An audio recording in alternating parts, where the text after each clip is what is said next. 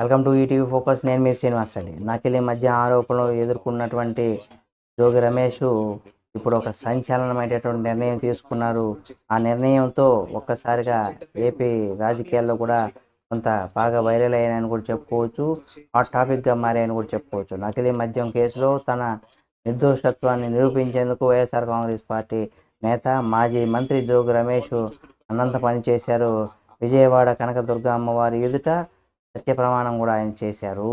అంటే సోమవారం తన కుటుంబ సభ్యులతో కలిసి గుడికి చేరుకున్నటువంటి ఆయన ఘాట్ రోడ్డు ఎంట్రన్స్ వద్ద కూడా చేతులలో దివ్యను వెలిగించుకొని ఈ వ్యవహారంలో తనకే సంబంధం లేదనేసి కూడా ఆయన చెప్పుకొచ్చారు.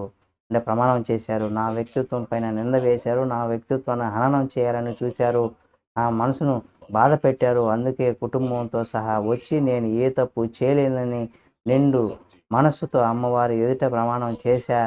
నా కుటుంబాన్ని అవమానపరిచిన, నా హృదయాన్ని గాయపరిచినటువంటి వారికి మంచి బుద్ధి ప్రసాదించాలని కూడా అమ్మను కోరుకున్న, నేను ఏ తప్పు చేయలేదు అంటూ కూడా ఆయన చెప్పుకొచ్చారు.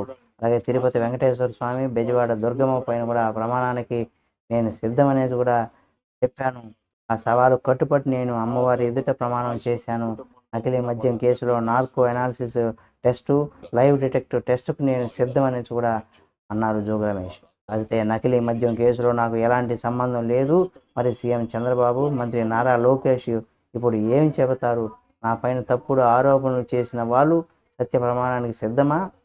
పోనీ లైవ్ డిటెక్టివ్ టెస్ట్కైనా వచ్చే దమ్ముందా? కనకదుర్గమ్మ సాక్షిగా వాళ్ళు నేను తప్పు చేసినట్టుగా నిరూపించాలి అని కూడా జోగి రమేష్ మరోసారి సవాల్ విసిరారు. మరి ఈ సవాల్ ఇప్పుడు రాజకీయంగా కూడా దుమారం సృష్టించిందని కూడా చెప్పుకోవచ్చు. మనం చూద్దాం ఏం జరుగుతుంది ఏమనేది కూడా.